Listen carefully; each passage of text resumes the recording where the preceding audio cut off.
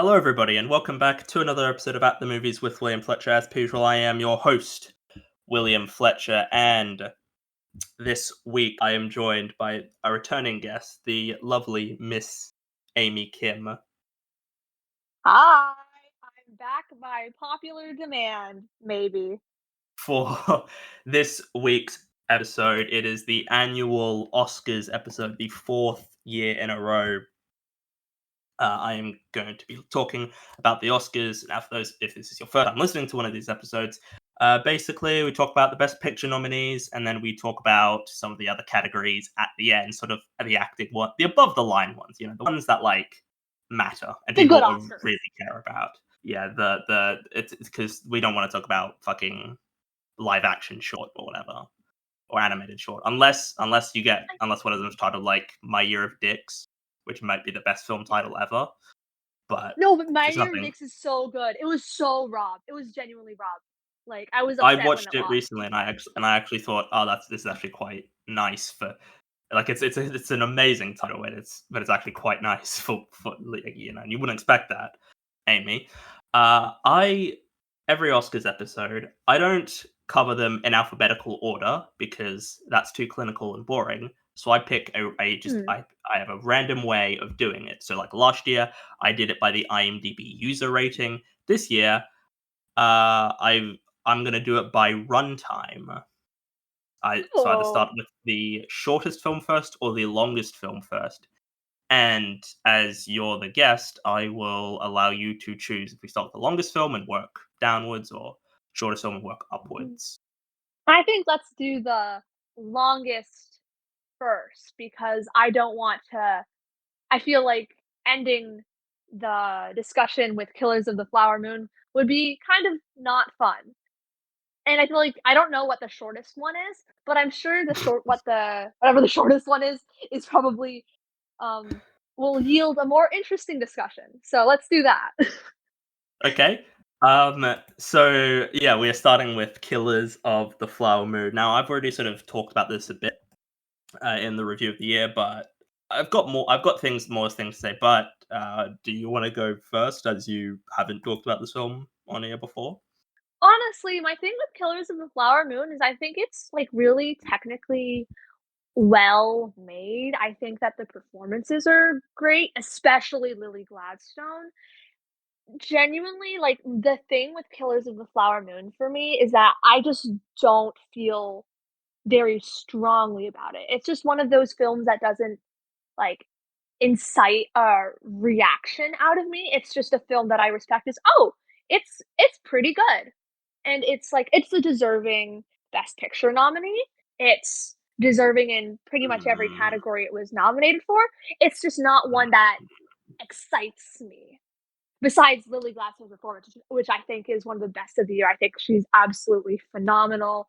Stole the show. I genuinely do not think of that movie if I'm not thinking about her performance and her character.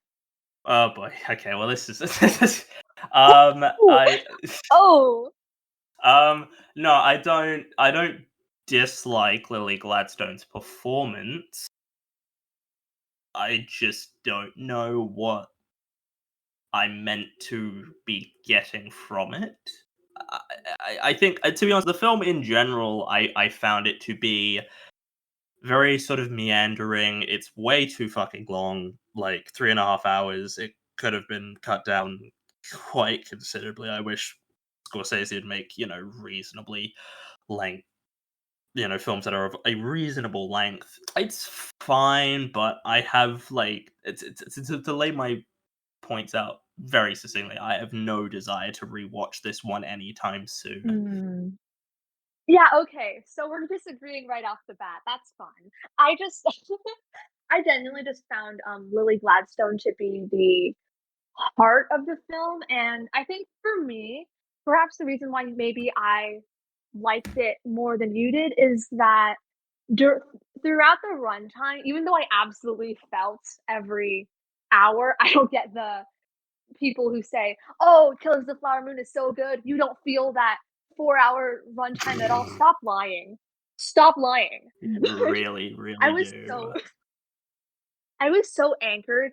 onto her character that I was still, like, interested in what was going on, but it did, like as a result, it did lose me whenever she wasn't the focus of the story. We focus on Leonardo DiCaprio's character, who I just do not think about ever. I kind of forget he's in the movie, if I'm being completely honest. Like, if there weren't the Oscars and there wasn't like Oscars discourse, oh, is he gonna get in? Is he not gonna get in? I would never think about him in the movie. And he's the lead, so that's sort of difficult. And I respect that um the the story was adapted to feature Molly more, but Mhm. I still think that it's just evident that her story is just the most interesting to me, and that's what should be the focus of the entire film, not just like a third of it. Okay. To be honest, oh, it's gonna make me sound really bad. I wasn't as I felt like I don't know. I feel like the film was kind of trying to do a bit much. I think I'm not against the idea of the film focusing more on Lily Gladstone's character and the Native American people and the Osage people. I don't dislike that at all, but it feels like I don't know. The film doesn't feel like it actually did focus on them nearly as much. Like she's not even in like she's in it as about as much as Robert De Niro is, and I feel like Mm. that's not if she's meant to be, if she's being touted as the lead, which I would argue she really is not, but it didn't focus on her enough for me to really care. Like I think like I get why Scorsese wanted to change it, and I understand that and I respect that, but it does not feel like the film actually really did focus on her enough for Mm. me to really have a real investment in what was going on. And I mean, again, it's 3.5 hours long, and it does not need to be that long. Like it could be cut down by a considerable amount. I mean, can I just say, why do people think Brendan Fraser's a good actor? Like, Oh, why? Where did that come from? Because I, this film, I think, shows that he's not. starting off the podcast with violence, I see. Guns a-blazing. Alright, And you agree I with don't me, no, right? I agree with you. I do agree with you, but, like, I agree with you with, like, an asterisk because I don't wanna get canceled, no, but because I have not seen that many Brendan Fraser movies, so maybe in, like, the past, maybe in other movies that I haven't seen, he's actually a really good actor, but I've only seen The Whale and Killers of the Flower Moon, which he's bad in. So, I'm not saying he's a bad actor, I'm just saying he has given bad performances in the films that I've seen, you know? Yeah, you know? Okay, no, okay. I hate his Oscar win Um, so much, I'm sorry. oh no, I'm not a fan of it either. Like, there were three great choices there. Like, there were three good like, you had Mescal, you had Nayan, you had Farrell. Like, all three of And them you had are Austin great Butler! choices. No, Austin Butler didn't deserve to win. He was terrible. But yeah, I mean, I've seen Brendan Fraser in Scrubs. Even isn't that good, and people really get emotional about him in Scrubs, even though it's not even the best episode. Um, but I mean, to talk about DiCaprio, I always like DiCaprio. It's hard to go wrong with Leo. Like, I don't think you could ever really go too wrong with Leo as an actor. This isn't one of his best performances, and I'm not against him missing the Oscar because I don't think he's in my personal top five. So I'm not that against him missing because it's kind of just like, well, didn't I didn't need him to get nominated.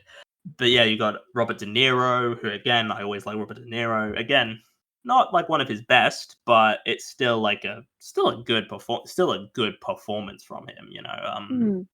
But yeah, Lily Gladstone is also there, and I mean, I just want to say the fucking discourse around this lead and supporting Oh. thing has been so fucking tiring. I don't think she's lead, but like I also don't care. Like I'm just like she's not lead. By all accounts, I would argue she's not lead. But I also am just like it also doesn't matter. Like it's not big. Like it's a fucking award. Like who cares? Like it's whatever. I don't care. I don't. It's not. I just the discourse around so many of the films this season have been so annoying, and I'm genuinely going to be Mm. so happy when this season is over, so we can stop talking about all of this. I just Killers of the Flower Moon. It's fine. It's a fine movie. Yeah, that's fair. It's not a film that I'm, like, deeply passionate about. Like, it exists, and it's solid. I genuinely don't have strong opinions about this movie other than Lily Gladstone, who I do really love in this movie. Other than that, it's like, okay. The ending I felt was a bit yeah, his patented cameo. I thought like that's an interesting choice, but I didn't dislike it. I was just kind of like, okay, it's fine. I get like I don't know. I just was like, okay, I guess that's an interesting way of concluding this. I don't know. It's sort of yeah, just played as this sort of reveal, and I'm like, yeah, it's, I don't. I was like, I was gonna say, it's not meant to be like a twist, but I don't know. It's just sort of like it's this reveal, and I'm like, it doesn't really. I feel like that kind of reveal should recontextualize the whole film, and I don't think it does. Like, I don't know. I feel like if you're gonna do something like that, it should recontextualize the film, and I just yeah didn't think that it did personally. I do appreciate that, if I'm not mistaken, I think the scene is sort of like Martin Scorsese reckoning with his own involvement in the action that his character is doing, sensationalizing, tragedy for Hmm. entertainment, and I appreciate that, but I just don't know if the scene itself was, like, super impactful. Like, that's just how I feel. I think there were other scenes that Killers of the Flower Moon could have ended on that, Hmm. in my opinion, maybe would have just been a more powerful ending, but, I mean, I don't feel like it's solid, it's interesting. It's Yeah. an interesting choice, and I'm okay with it. I'm okay with it. Yeah, I did have that Marvel style reaction when Scorsese showed up. I was like, oh, "What the fuck?" It's Scorsese. I was like, I heard him speak, and I was like, "That's not. Is that Scorsese?" And then it cuts to him, and I'm just like, "Oh fuck!" It's. And then my friend he asked me, he's like, "Why do you react like that when that guy showed up?" I'm like, "Oh, it's because it's Martin Scorsese." And he's like, "Oh, okay." Like, Okay, um, I do that, but with, like, n actors that nobody cares about, except that who are in shows that I'm currently watching. Like, I remember I was watching Don't Worry, Darling, and the guy who plays Jonah in Veep showed up, and I was like, oh my god, that's the guy. That's Jonah in Veep!" And nobody cares because it's Don't Worry, Darling. I give Killers of the Flower Moon a 7. Like it's a well made movie, but I don't know Mm, what it's doing here beyond the fact that it's Martin Scorsese. It's fine. And at the end of this, I'll do a full ranking of the 10 because why not? yeah. I also gave Killers of the Flower Moon a 7 out of 10. And move on to the next film. What do you? I mean, I feel like you know Is what's it the next. oh, shit, oh, this is difficult. Is it Oppenheimer? It is Oppenheimer. Yes, that is the second longest. At 3 hours. Yes. Now if I recall, this may have changed recently. This was at one point your favorite film of last year, if I recall It correctly. it was. It was my favorite film of last year for months. I absolutely adored Oppenheimer. For some reason, before I saw it, I was really confident I would hate it, which is insane because I love Christopher Nolan. Christopher Nolan, that's my guy. I'm I've Hmm. given, like Dude, now it's 5. I think 5 of his movies, 10 out of 10s. I'm just a Christopher Nolan head. I Sorry, don't know. sorry, did you say 5? Yeah, okay, because Interstellar, Oppenheimer, The Dark Fucking Knight, hell. Okay, Inception, and The Prestige. 10 out of 10 not even movies to me, I'm Memento. sorry. Not Bro, even I haven't Memento, seen please. Memento.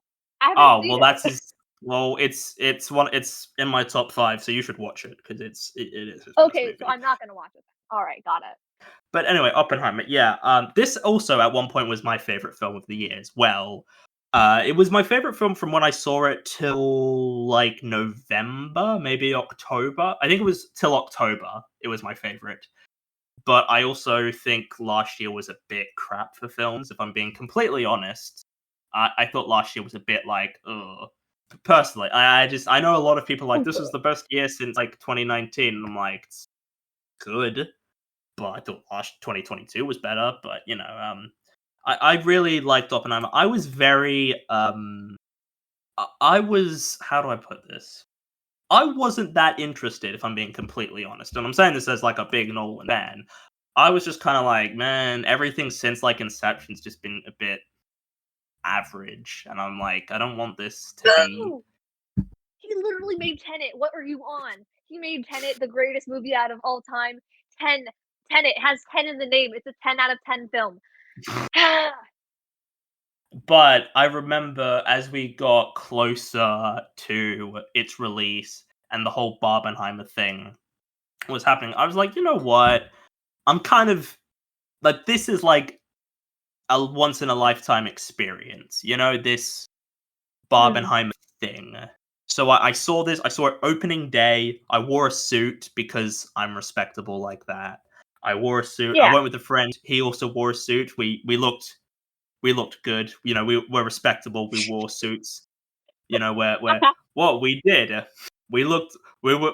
We were walking through the city in suits. We looked great. And I get to the cinema, and it's like, because it's in a mall, so you have to catch like an elevator to get up. And I walk out the elevator. I look to my right, and there's like a sea of like 20 people just all dressed in pink, and I'm like, oh man, I wonder what they're seeing today. And then I went in for Oppenheimer, and then they all came in. I'm like, oh, they're doing the thing I'm doing, which is the thing everyone should be doing. You watch both these films in a day, back to back. But yeah, I thought Oppenheimer was great. I really, really loved it. The more I've thought about it, I don't like it as much, but I still think it's one of the best films of the year. I think Killian Murphy, he's not my favorite in Best Actor. We'll get to that, but I think he's an incredibly worthy nomination. He's an incredibly worthy win. Like if he wins, which I feel like at this point I'm willing to say he is going to win. I think that's an incredibly deserving win. I'm sorry, I just completely lost my train of thought. I also dressed up to see Oppenheimer. I was wearing you were wearing a suit. I was wearing the black hat, like a little black fedora Mhm. to go to see Oppenheimer and like black dress shirt and black pants, and I was like, hell yeah. I look sick as hell. And when I did the Barbenheimer thing, I actually changed out of my pink outfit, my pink Barbie outfit, in the bathroom. I swapped out my white Barbie hat for my black Oppenheimer fedora, and I felt awesome. It was great. It was life changing, and Mm. I think Cillian Murphy is also not my favorite in the Best Actor lineup. There is Mhm. we'll get to that. I don't think we have the same personal winner, but I No. think he's fantastic. If he wins, that's really deserved. It would be a probably be my pick most other years. And Mhm. yeah, I absolutely loved it. I was completely riveted. And it's one of those movies where I think it got even better on the second watch because I understood, like, the political context a bit more. I understood what all the players Mhm. in Oppenheimer were doing, and I was like, "Oh, okay, so that's what's going on." And I was able to enjoy the film more, whereas first time, absolutely loved it. I was a little bit lost among the sea of, like, 50 characters or whatever, just, like, going in and out of the film. I was like, "Wow, that's a lot of people," but I understood it the second time. yeah, I really, it's because it's 3 hours, but and I would argue it's also maybe a bit long, but I felt quite, I was quite invested in what was going on for 3 hours. I was like, oh, this is actually moving relatively fast. Like it's not.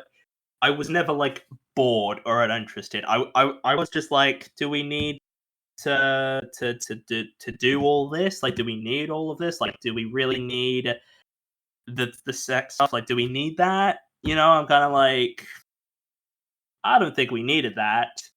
But I think that it still is quite, and there's been we know people who don't like this film for valid and reasons, and I can totally see, like, look, I will concede this is like, Nolan gets a bad rap for how he writes female characters, and this is the one where I really am like, yeah, yeah, I get that. Because before I'm kind of like, well, I think that it's kind of not really, with something like most of his other films. I'm kind of like, well, those films aren't really about characters. They're sort of about they're about sci-fi concepts and all that. They're not really trying to be character pieces, but this one is really focusing on the characters. And I think this time it's like, oh yeah, Florence Pugh wasn't serviced particularly well, and I wasn't like incredibly, like, because again, I know some people were just like, oh, this is sexist, this is misogynistic, this is sexist, and I'm like, well, I think like I can get that, and I understand that. And I think that's a fair complaint about this film, but I don't know. It doesn't. I understand the complaints, and I think they're valid. Okay. So as a Christopher Nolan fan who's also a woman, I think he's not good at writing women. He's not. I will never Mm, defend a Nolan written woman to anyone because there's literally no way I can. I'm sorry. Women in his mhm, films are literally always plot devices.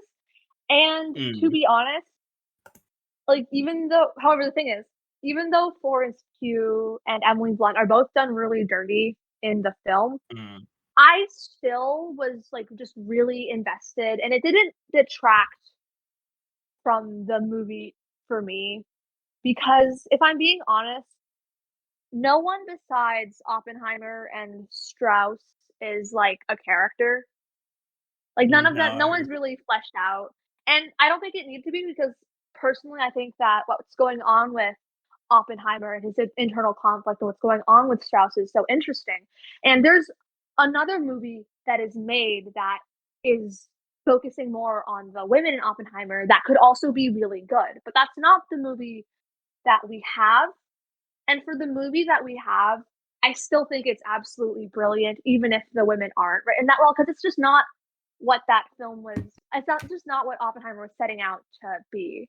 I mean, I saw a post on a Reddit post where there was someone Oh. complaining about Oppenheimer because it focuses on Oppenheimer and it minimizes the animal, like minimizes the like non-white people and people who are not men. And I'm like, well, I mean, the film is about Oppenheimer. It's not about the atomic bomb. It's not about the team who made the atomic bomb. It is about Robert Oppenheimer. Like, that's what the film is trying to be. So I think that's kind of an unfair complaint because the film isn't really trying to be about the team who brought it together. It's just about one guy. I think that, and I think that, yeah, just to say that it's, and I think it's saying that the film sort of glorifies this man because like one of their complaints is that it glorifies Oppenheimer, and I'm like, it really doesn't. Like, the film shows like he's not a good Mm. person. Like, the film makes it quite clear he wasn't a particularly great guy, and he's not like he feels remorse for what he did. Like, there's that scene sort of towards the end where he sees like all those. It's like he sees like all these dead people, right? He's giving this like Mm. speech or whatever, and it's not like he wanted to do it, but it's like either he does it first or the Nazis do it. And do we want Nazis to be making those kinds of weapons?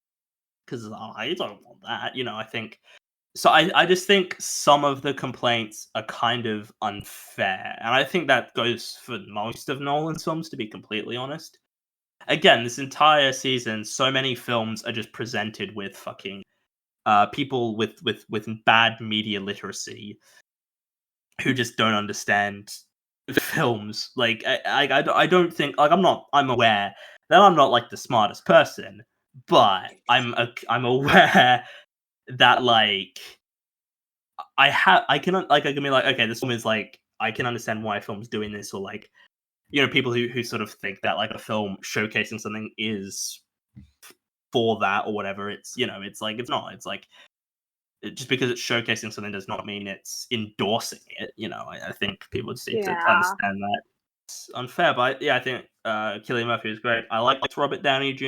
in it quite a bit. I don't think he should be winning the Oscar. But he's not a bad win. He's not a bad choice to win. I think, like, my main thing with, like, the backlash behind Oppenheimer is that it's totally fine to not connect with the film, but I don't think you should be knocking it for not being the film that you wanted it to be, and I think instead you should look for a film that is doing what you want it to, because I'm sure there are plenty of films that cover, Hiroshima, who cover the efforts that the people people of color, that women did during World War II and whatnot. I'm sure there are films out there, and I think that I don't know, like, just look for those and watch that movie, because if that's the movie that you want to watch, then by all means. I just don't think we should be vehemently, like, angry at a film for not being what we expected it to be, like, in our heads. That's my opinion. Yeah. This is gonna be relevant quite soon because this applies to me. But um, the score, the score I thought was really really nice. oh yeah, that's best of the year score for me. That's one of the most memorable scores in years, honestly. Absolutely adore it. Mm. And I'm glad. I love Hans Zimmer, but I'm kind of glad he's not scoring Nolan's films anymore because they all kind of blend together and sound the same. Whereas Mm, Ludwig Göransson does something very different, and he makes his scores unique. The best scene of the year for my money is the Trinity test. Like that is the scene of the year. I would argue anyway. That scene didn't work. If the Trinity test scene didn't work, the whole film would fucking collapse and it just wouldn't be mm. as good because that is what the entire film is building to up to that point. And it was, and I just remember I was sat there just watching that scene and I was like, and because it was built in my man, but it's it's this they're just building to it slowly, and I'm like, oh man, it's and then when it happens, it's just like that's just one of those moments that that like I'll remember seeing like I cinema just this, and Mm. it's yeah, fantastic scene, and the score as well. I think is a big part of that. Yeah, that score is integral to making that scene work. The score, the sound design, the cinematography, and the direction, it just all culminates in one of the best scenes of the year. That's absolutely brilliant. My personal favorite scene of the year is actually also in Oppenheimer, but I would personally go with the gymnasium scene because that just left chills all over my body. That was haunting. I absolutely love it. I love everything about it. That's when I think of Oppenheimer, that's the scene that I think of personally. Ooh, you know Pretty good. yourself well. I gave Oppenheimer unabashedly 10 out of 10. I absolutely love it, and it is my 3rd favorite of the year. Big fan of it. That's two down. So got 8 more of these to go. Woo! What do you think is Can I third guess which one it is? longest? Oh, is it Anatomy of a Fall? It is Anatomy of a Fall. Hell Um, yeah! Okay. and I want to say first of all, fuck you, France, for not submitting this film for international. Like this is what I haven't seen Taste of Things. I haven't seen Taste of Things, but I haven't heard that many good words about it. If I'm being completely honest, I've not yet heard Me neither. that much good stuff about Taste of Things. And Anatomy of the No, but you Fall is one of the best of the year. So they really they couldn't just let his ego slide on this one. The president of whoever just couldn't just let his fucking out. And that yeah, I really liked Anatomy of a Fall. It was really good. You should honestly be Pardon? You thanking, cut out. France. You should be thanking France for not submitting it, though, because now what I believe and that's good for you.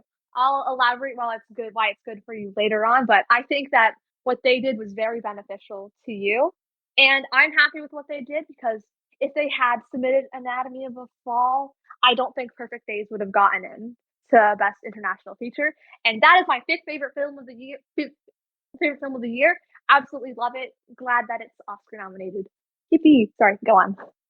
Anatomy of a Fall. It's I saw this at a film festival screening. Like it was a packed showing. It was great. It's great because I'm so used to going to the cinema and there's like 3 people in the cinema, but going to a screening packed with like film fans, like people who want to, like with people who are really invested in seeing films. Like it was like there was like this not to say it's a funny film. There's a couple comedy moments where I'm like, oh, that's I wasn't expecting that comedy. I wasn't expecting comedy in this, but I thought it worked. Mm. I thought it worked very well. But I love a good courtroom drama. I love a film. I love stories where they could just be told as like plays, where you could just tell them in one room, and that's it. Like I think I'm trying to think of another film that's like that. I guess Reservoir Dogs is kind of like that. Dog Day Afternoon, 12 Angry Men actually is a really good one. But yeah, Sandra Hula, one of the best performances of the entire year. Not my favorite for Best Actress, but again, would be a more than deserving win if she ended up winning. I thought she was fantastic in it. I like a like, and I never seen her in anything else, but I was just like, oh, that's a pretty good performance. Yeah, I think she's absolutely phenomenal. She was my favorite performance of the year for quite a while. I was just Hmm. floored by what she does. The her Oscar scene. Oh my lord. I love it.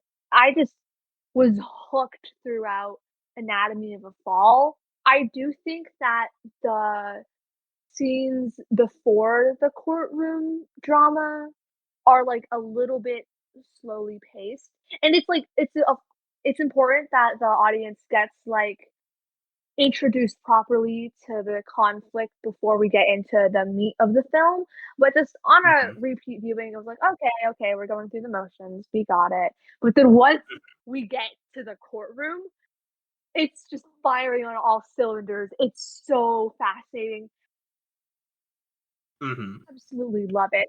I Y- Yeah. am not huge on the ending, but I really love, like, most of this film.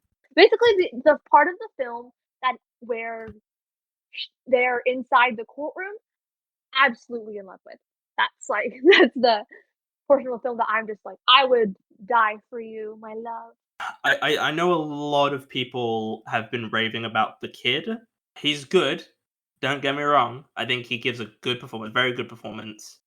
Towards the second half, though, I think in the first half he felt a bit like ropey. Is like not bad performance, but it was kind of just like, oh, okay, it's not great. And then sort of once it gets into the second half, I'm like, oh, that's better. I am actually someone who thinks that Willem Shadow Grainer is the best supporting actor performance of the year. He's my favorite. I was just really hooked by his Okay. character. I thought it was fascinating. I just his performance broke me a little bit. It's just really devastating, and I think being on like, I genuinely would say he's on the same level as Sandra Hüller to me, and being able to perform at that level at such a young age is Oh just boy. really devastating, and I'm sorry. I just absolutely adore his performance. I think that if he should have been nominated somewhere, it would have been really nice if he got nominated somewhere because that's just, in my opinion, a powerhouse in performance. I really liked Swan Arlett. I don't know how to pronounce his last name. I probably should. So I thought he was fantastic in it. He was, yeah, the best. He should have been Oscar nominated as far as I'm concerned. Yeah, I liked Swan Arlod. I thought he was great. He has a like, he's fantastic. I loved his dynamic with Sandra Hüller, and yeah, if he had been Oscar nominated, I would have been thrilled.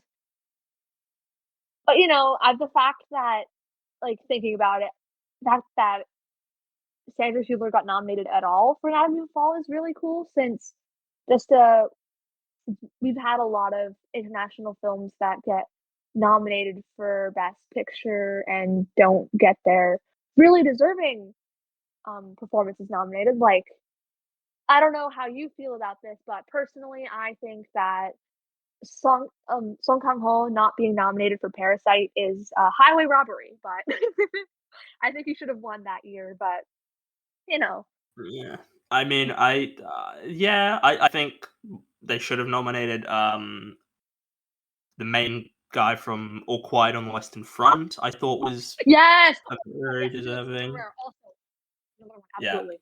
it was very deserving. I think of it. I mean, definitely more deserving than Fraser and Butler. Like fucking hell. I think it's nice that because it seems for the last few years since like Roma, they nominate foreign films for Best Picture, but it's not that often that like acting goes along with them. Like Parasite didn't get any acting nominations, Roma didn't, or Quiet didn't. So it's nice to. I mean, I know Roma did. the, Roma did. Roma did, yeah, but I'm pretty Parasite, sure yeah, Roma, and I guess Minari, if you count that as a foreign film, technically, no, anyone but who counts that's. that as a foreign film should go to jail. I think I think this is Anatomy has one of the best ensembles of the year. Ooh, Um, yeah. I think there's no bad performances. Like even the kid, even though I thought his performance was rubbish, it wasn't bad. It wasn't a bad performance he was giving. I was just sort of like, it's not that good until like towards the end where I'm like, oh yeah, fair enough. That's pretty good performance. But even like the prosecution I thought was really great. I thought he was a real piece of shit of a character, but like an entertaining piece of shit of a character. Oh, for Um, sure. I thought, yeah, it's a film that like isn't really that like it's just like most of the film is just in a courtroom.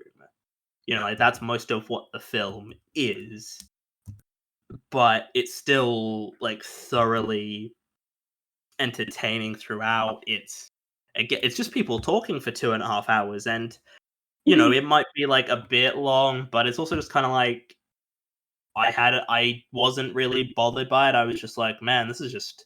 Although it does sort of have slow patches where it's like, okay, this is kind of like not as interesting, but I still think like there's still great, and I still think it's a very worthy Best Picture nominee. I think it's very deserving of Yeah. being in this lineup. It premiered at Cannes, won the Palme d'Or, which Palme d'Or winners and Oscar nominees don't always go hand in hand because the Palme d'Or is not always that. But I think sometimes they do, but and I think it opens lots of interesting conversations because she's like, there's that scene where she's talking to her lawyer, and she's like, I didn't do it, and he's like, that's not the fuck. He's like, that's not the point. It's like, yeah, it's not the point. Doesn't matter if she didn't do it or not. Like, that's not what matters. Like, that's the whole point. Like, court isn't necessarily if they did do it or not. It's just proving whether they did or they didn't. And sometimes, it doesn't. But innocent people are sent to jail. And I like that the film doesn't Mm, explicitly tell you what happened. Like, I feel like the film, because I don't know, maybe I'm just misremembering, but I don't feel like it doesn't really give us a direct answer of like what happened. It's sort of like it's up to your own interpretation, which I think is yeah. which I like. I think I can go with a film that is like that. I think some films try and do that, and it just results in it just screams of laziness. They're like, "Oh, fuck, we how do we end this? What if we just have like an ambiguous ending, or it's like, oh, we couldn't come up with something, so we'll just do this." I think but I think this film it works because as it works, yeah, as in what it's doing. Yeah, one of the I was gonna say one of the best nominees, but it's not even my top 5 nominees of this year. I think if it had been nominated for international feature, if they'd submitted it and been nominated, and it had won, because looking at it now, it seems quite plausible that if it had been submitted, it might have won. If I'm being completely Oh, honest, it seems I think it just would have won. I think it definitely would have beat in the zone of interest. yeah, and it would have been a deserving winner. I wouldn't have been Hmm. too upset by that because I would thought that would have been a very good. Yeah, I give Anatomy of a Fall of an 8 out of 10. It's a great film. Yeah, I really loved Anatomy of a Fall for the most part. I do have issues with the ending personally. I like the ambiguousness of it. I just don't think it was presented in a very interesting way. And so I think it just kind of lost a lot of steam there. But overall, I did like it a lot. It is in my top 10 of the year. I wanna say it's number 7?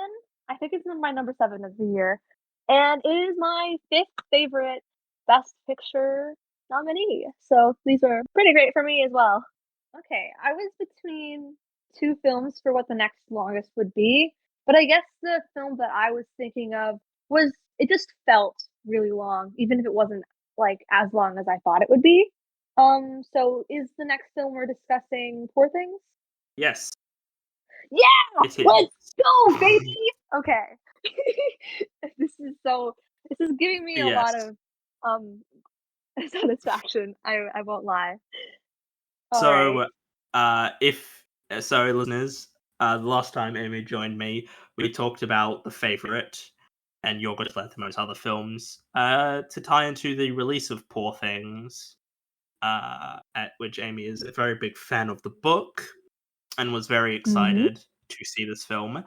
And I remember after I saw it, I sent you my letterboxed review, Mm. and you said I won. Was the yeah? So I'll let you take the lead on this one because I feel like you'll get annoyed if you don't. So I'll just stay back and let you go first. Okay. Oh, wow. Okay. So I really loved Poor Things. I saw it with my mom, which was a really fascinating experience. It was Ah, okay, but it was, like, actually really nice though because she absolutely adored it. I think it's her 2nd favorite of the year after Oppenheimer, and honestly, mhm. having Oppenheimer and Poor Things as your 2 favorite movies of the year is very funny, I do respect it. I just really connected to it. It's such a fun movie, and I love films that can be really fun and entertaining, even when they're, like, longer. This is another film where I didn't feel the runtime at all. I was just having such a wonderful time. And then you get to, Alexandria, and the film becomes darker, and I think it's really I really loved the part of the film that takes place on a boat because I really liked how that realization that life isn't all sunshine and rainbows and delicious food and having a great time and that it's actually really difficult. And she's speaking as someone who's really privileged despite being a woman. I think that's a realization that a lot of people realize actually quite early into their lives. You're in a privileged position, but life is actually quite difficult and I could really connect to that struggle. I was crying through a lot of it. My only gripe with the film genuinely, I Mhm. think that the Paris section goes on a little bit too long. I completely get why it does, and I get why it didn't shy away from any of it, and it was really uncomfortable to watch purposefully so and whatnot, and I don't like it's not like a serious issue for me, it's just that when I rewatch Poor Things because you bet I will be rewatching Poor Things, that's probably just a segment of the film that I would, like, skip some of. I would probably skip a little bit of it, just be like, "Okay, okay, I don't need Mhm. to go through all that again because that segment just really destroyed me a little bit. It made me pretty upset through a lot of it, Mhm. and yeah, but I really love Poor Things if you can't tell, and I'm not even talking about my favorite part of it, which is Rami Youssef. I'm kidding, I'm kidding. Emma Stone, Emma Stone. Emma Stone. I think that's just a performance for the ages. I cannot think of a performance I've liked more in recent memory besides Sarah Snook. I think in Succession gives like a similar level of performance, albeit completely different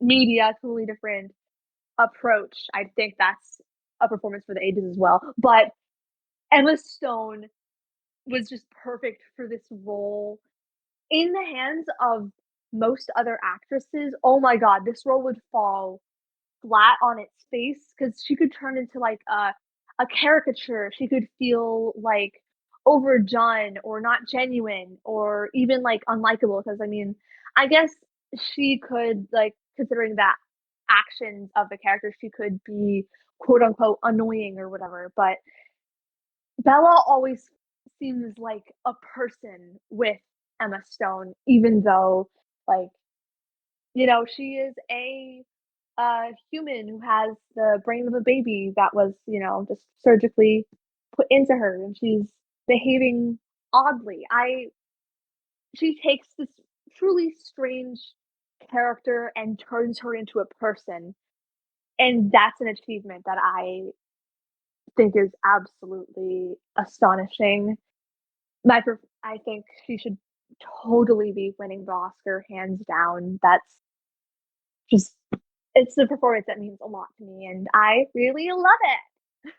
I don't even think she's the best performance in the film. Okay, okay. But I mean, okay, I think Mark Ruffalo is very fun. I think he's very fun. don't get me wrong, I think Emma Stone's great. I think she's in terms of leading performances, she's my second favorite, like, leading performance. And I think she is, yeah, one of the best of the year. I think she's a very deserved, Best Actress winner. Mark Ruffalo was I saw this at a packed screening, like, it was a pretty big cinema. I went there, went with a friend. We sat down together. We're sitting in the back row because that's where you sit. And then the cinema's filling up. We get there. I like getting to cinemas early because I want to make sure I'm there like right at the beginning. I always leave like an if it's a Mm, cinema I don't know, I leave like an hour early just because like I don't know how the fuck to get there. So we mm. get there, I sit down, and then this old guy he walks up and he says, "Excuse me, is this for Poor Things?" And I'm like, "Yes." And then he sits down next to me. I'm like, "Huh, does he know what this film is?" Like, because I kind of know what there's gonna be some things, but I didn't. I was like, "Okay," and yeah, I saw it. Yeah, and it was great. It was all the jokes landed. I missed moments of dialogue because people were laughing so much. I was like, "Well, that's annoying." And I remember I was yeah, 'cause I was like thought Mark Ruffalo the best like comedic performance of the year, like very easily, and just like one of the best performances of the year. I think because I'm not used to seeing Mark Ruffalo as a comedic a comedic performance. He just doesn't ever really play that, and I think he's very good at it. And I think that like all of his joke, like often in comedies or films where there's like a comedic character, it's kind of often like a lot of stuff will land, but there'll be like a handful of ones where it's like, oh, that didn't quite work. But there was nothing from him in Poor Things that did not land, that I wasn't utterly in love with. Just the way he carried himself through scenes, just the way he just moved, just like this, where she like there's a bit where like Bella like slaps him, and he's just like, and he just says "ow," and it's like so much funnier than like it should be. And dance scene where his fucking like I can't even do it, but he's just like I don't know. I don't know how to explain like the dance he was doing, but like my friend next to me was just fucking losing it. He was like, and I'm like, yeah, it's pretty, it's good. It's like I think, and I think when we talked about the favorite, I didn't find the favorite that funny, but I thought Poor Things worked really well. I will say some of the Willem Dafoe jokes, like when he's, I don't know, when he's like, I felt like that sort of repeating bit of, I don't remember like what it is he's doing, but he's like hooked up to this thing, and they do that joke like a bit too, like the first time it's funny, and then the second time it's like, okay, I get it. Can we just fucking? And I honestly think the film sort of falters a bit when we're not focusing on Bella and her story. I feel like every time we cut back to Rami Youssef and Willem Dafoe, it's kind of just like, oh, uh, I was less interested in them as a yeah, sort of element of the story. And I remember you said to me that before it had come out and for anyone had seen it, you would sort of Rami Youssef's character is more of a focus in the book. Like, Rami Youssef's character, Max McCandless, is kind of like the second protagonist of the book. Mhm. The book is actually told from Max McCandless's perspective, albeit the majority of it is letters that Bella writes. But Mhm. when we're not reading the letters that Bella writes, it's told from Max's point of view. Right. And I can see why they would change that for a film, because the film would feel very, it would be, I feel like it would be too much for a film, and it feel very disjointed. I feel like a lot of times I feel like a lot of times film adaptations of books are allowed to make changes, and they're allowed to remove elements if they, because I think that's a problem. I think a lot of people want strictly 100% accurate adaptations of books, and that's just not viable. And I think it actually it negatively affects film adaptations that being directly faithful to the source material, because source material might have problems with it or it might not translate to a film. And I just think people need to just let that go and be like, well, yeah, this is a film, it's not the same thing. Yeah, I think being like a straight adaptation of something is usually pretty problematic. And I think that if you're going to adapt something to film, adapt it, you know? You have to make changes that service the medium better. Like, I like when I was reading Poor Things, I was so fascinated to see what changes they would make because you can't adapt you can't adapt it straight like as it is in the book, because in the book it is literally just like for long chunks of it, it's just like letter, then they talk.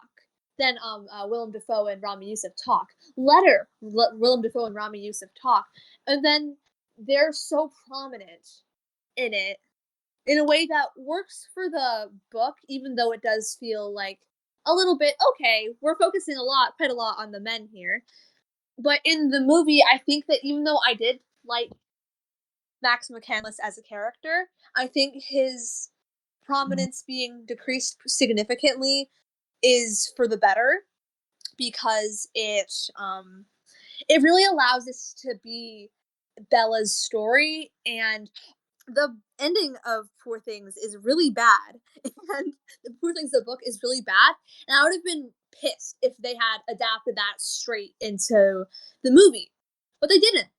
They just instead they just took like the main theme of the ending, which was women's stories matter, and then they just made Bella the protagonist. So like Mhm. fully the protagonist, like the focus and everything. And that yeah, Mhm. I think it was like I prefer the movie to the book, I would say. And I think that the film, it yeah, it I think it does a lot too. I think in terms of what it's doing, because again, there's been some controversy around this film. Some people have got, as have said some things, and I'm gonna be completely honest. It's kind of like not a big deal. I don't know. I think people are making too big a deal out of this film, and I think, and there's been the whole Emma Stone, should she be winning an Oscar over Lily Gladstone this year, which she should be, but it's the how do I say this, moronic discourse around the whole situation. Because I'm gonna be honest, even if I don't think Lily Gladstone is deserving of the win, I think just saying Emma Stone should stand aside and let Lily Gladstone win is so incredibly offensive. Like, because it's effective saying Yeah, Lily Gladstone is not good enough to win based on the merit of her performance.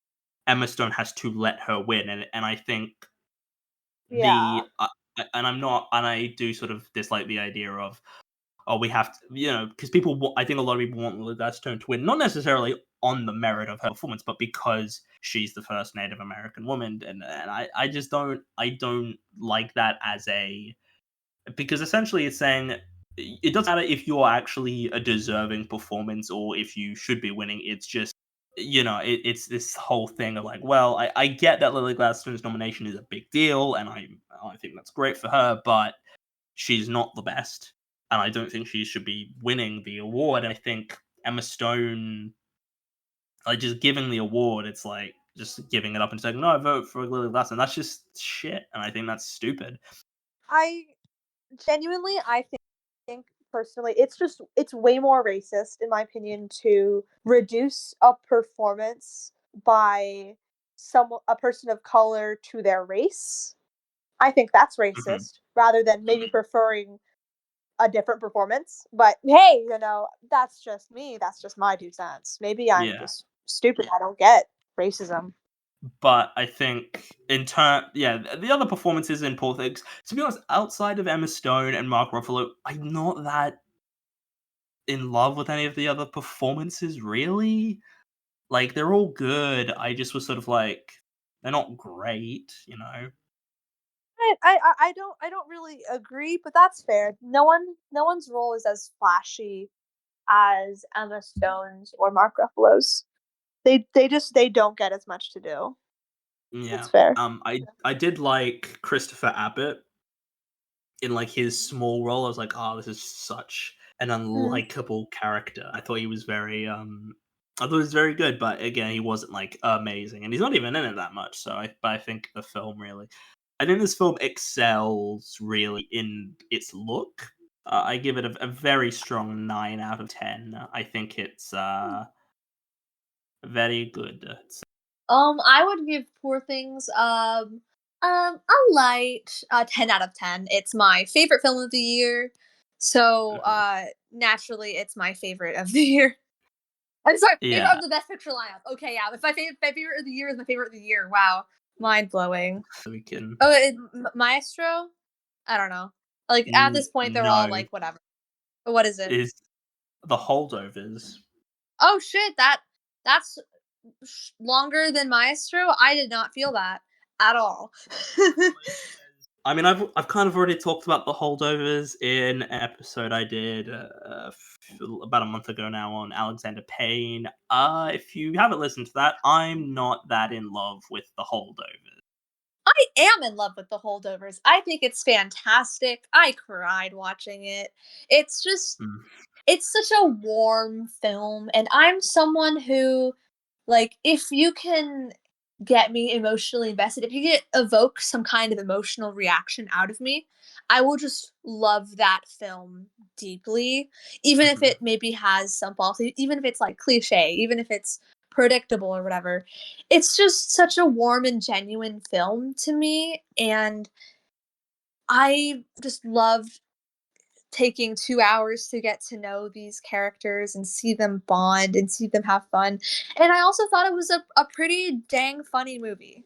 And I sorry. I think just very quickly, I think Paul Giamatti should win the Oscar. I think he's fantastic. His physicality, his facial expressions, oh my god. And I think Dominic Sessa should have been nominated, probably number 2 supporting actor performance of the year. And I think Divine Joy Randolph will deservedly win. A couple points. First, Divine Joy Randolph, yes, would be deserving of the lineup. Not my choice, but also supporting actress is a terrible category this year. Like, But I get that it's not for everyone. mhm. It's just like a very charming and easy film for me to be won over by. Yeah, to talk. I mean, yeah, Paul Giamatti, he's good, but I personally wouldn't have nominated him. But he's not a bad nominee. I would not be. He's definitely not my choice to win. It wouldn't necessarily be a bad win if he did end up winning, but it is not a win that I'll be like, oh, that's one of the great wins in that category. I actually thought Dominic Sessa was a bit crap. I wasn't really Oh. that blown away by his performance, and I can't give him too much because this is like his debut performance, so I can't be that harsh. But I just didn't really get what made him so beloved in that performance because I just didn't think he really worked that well. Like, for But me, yeah, I just think that I was yeah. Like, I just think I, like, really connected with his performance. I think that he's legitimately quite funny. The scene where he breaks his arm, I I cackled so hard in that scene. I think perhaps people in the theater thought I was having a stroke, and, I stand by it. I think it's just hilarious, but there's also, like, that I don't know, it's kind of hard mm, to put to words. It's just something that I could really there's like a sadness in there that I could really connect with and empathize with. And I think like that melancholy that you can experience as a teenager, it's really difficult to nail. And I think Dominic Sessa did. this film, we'll get onto another film that felt like it was trying to make you get emotional, and Holdovers felt like that for me, but it didn't feel as unearned as certain other film. Um, Mm. but I think I just did not connect, and theoretically, I feel like I should have connected with it, but I just was not able to, and I think it really as a it's a nice slice of life movie, and I'm not against films that are like that, but a lot of the time I really need to be invested in the characters for me to love that kind of film, and I just do not think that this film really had that for me. It really felt like it was, I don't want to say trying too hard. I just, yeah, but I was unable to connect with it, and I think that I don't know. I just didn't have. There wasn't a whole lot in it for me that I'm like, oh, like it's again, it's a film that I'm like, and it was good, but I don't see myself wanting to rewatch like anytime soon. But it's not bad. It's just not got much in it for me. That's like, oh, I think about that film. Like that I can think about, pull to mind, and be like, oh, that was a great bit in that film. Even or those, but Divine Joy Randolph I liked quite a bit. And she's a perfectly fine winner for supporting actress. I think she's a deserving winner. But I just the holdovers as a film just didn't, yeah, connect with me that much. It's not bad. It's just I don't have much. There's not again. I don't have a whole lot to say about this film. This is sort of. It's not like it's good, but it's not so good that I could just go on about it for ages. That I talk about everything I love about it, and it's not bad either. Because then, if it was bad, I could go on about how bad it is. It's just like in the middle. I think I Mm. prefer it to Kill It. I do not prefer it to Killers. Never mind. It's my third lowest rated of these nominees. Ooh, that feels a bit Ooh. low. I give it a 7. I think it's good, but it doesn't really do much for me as a film. That's fair. I'd give it a solid 10 out of 10. It did a lot for me. It's my fourth favorite of the year, and coincidentally, my fourth favorite of the lineup. But move on to Maestro. I don't like this movie. I thought Maestro was kind of shit. I don't really either, but I will say, I do think that there's very clearly passion put into Maestro. It's very clear that Sure. Bradley Cooper, like, he wanted to do it justice. He put a lot of love into the film. And he put a lot of Hmm. love into the performance, even if I didn't really enjoy the performance that much. For me, for Maestro, I don't think about this film at all. It left absolutely no impact on me, and I don't think it's a tr- terribly remarkable film.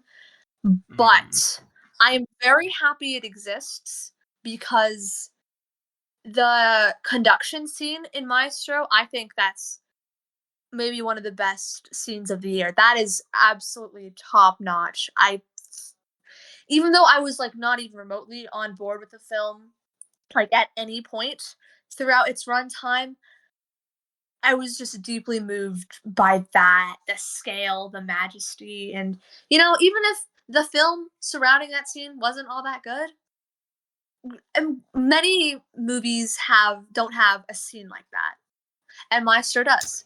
So, oh yeah, Carrie Mulligan's fine, Bradley Cooper's fine. I can understand the argument of there has been passion put into this film. I just wish the passion was put into a better film, if I'm being honest. I think that I don't think Bradley Cooper's a particularly good actor, actually. I think he's actually quite bad. I I don't think I've seen anything and thought, "You know what? That's a good performance." I've always sort of thought even in Guardians of the Galaxy, which I thought he was actually, like, not that good in. Like, Oh I wow. really I was like, he's it's probably his best thing he's done, but, like, even then, it's like, this isn't that good of a performance, like, there are better choices for this character than, like, I just don't think he's that. Yeah, I don't know what it is about Bradley Cooper people love so much because he seems to have, like, a bunch of people. Like he's got not like he's not like the biggest, most beloved actor, but he's got a fan base. People enjoy him as an actor, and I don't really get what it is about him, really. Yeah, I'm like I don't know if I've ever been like wowed by Bradley Cooper, but I haven't seen A Star Is Born, so. Oh, actually Hmm. no, I take that back. I take that back. I actually really like him in Silver Linings Playbook and Nightmare Alley. I think he's fantastic in both of those. I think Maestro to me, it's such an Oscar baity movie. It's like watching it. I'm like, oh well, this feels like, and I'm sure that he has lots of love and respect for Leonard Bernstein, but and I could feel the passion behind it, but it does feel like, huh, it's also kind of is made for the Oscars. Yeah, that's fair. It did feel kind of Oscar baity, although I will say I don't love the term in the way that it's been thrown around uh these days, like, by the general public. However, yeah, in this case I would have to kind of agree, even though I still maintain that I do think it's a passion project. I feel like there is a certain level of overdoing it and the Hmm. clichéness that does, like, make it feel Oscar baity, in my opinion, in my eyes. Mm.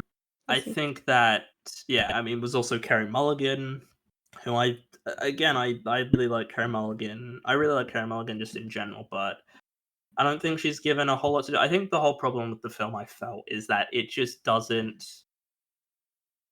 like, as a film, it just doesn't come together. Real, like, I feel like it's kind of I don't know, it feels a bit disjointed, and it's not completely like I don't know, I feel like the film kind of doesn't know what it wants to be, and it's kind of trying to Hmm, do a few different things. I don't think any of them work that well. that's fair. It is my least favorite nominee, but, like, I don't know. My thing with this film and my second least favorite nominee is that even though I personally just didn't connect with either film, there are people who did, and at least it's not like either film is devoid of artistic merit.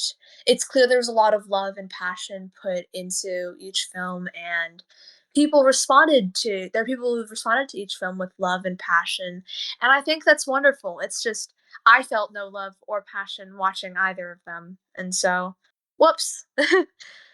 But that's just Mm. one person's opinion. Yeah, it just doesn't I mean, it's a biopic, and I generally don't like biopics because they are not well written, and, I don't think this is particularly well written. Because biopics, the 9 times out of 10, a biopic is not gonna be well written because real life doesn't have a structure, and I think that's just and I think, I know it's based off a real person, but, like, I think you can be allowed to take certain liberties if it makes a better story, personally, within reason, Yeah. obviously, but I think if you're yeah, if you're telling because I don't know who Leonard Bernstein. I still don't really know who he is. I feel like this film doesn't Yeah. delve into who he is as a person enough for me to really have like a major opinion on him because I just don't think that it feels it's just kind of a series of tangents and it's just sort of scenes that happen, but they're not building to anything. There's no plot really. It's just things happen for 2 hours. And that's just kind of it. And I think that it doesn't and that's just not what a film should I just don't think that's what films should be. I think films, it's telling a story, and if you're making a film about a real person, that's fine, but like tell a story with that, if you're but this film just doesn't do that. And I think even in the stuff we're getting praised, like the cinematography, I'm not that in love with. The conducting scene, I thought that's a I mean, that's probably the best scene in the movie, and I don't even really love it that much. I think it's a perfectly um, fine scene, but it doesn't really do much for me.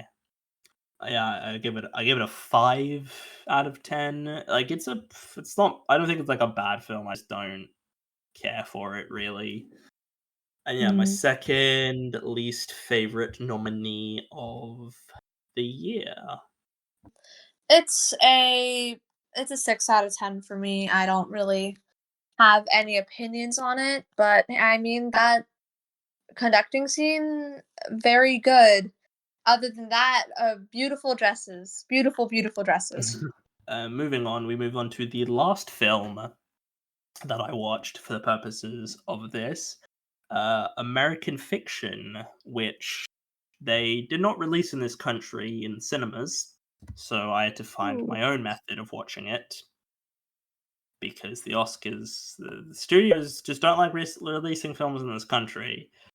Yeah, American Fiction was the last nominee I saw, and it's my second favorite.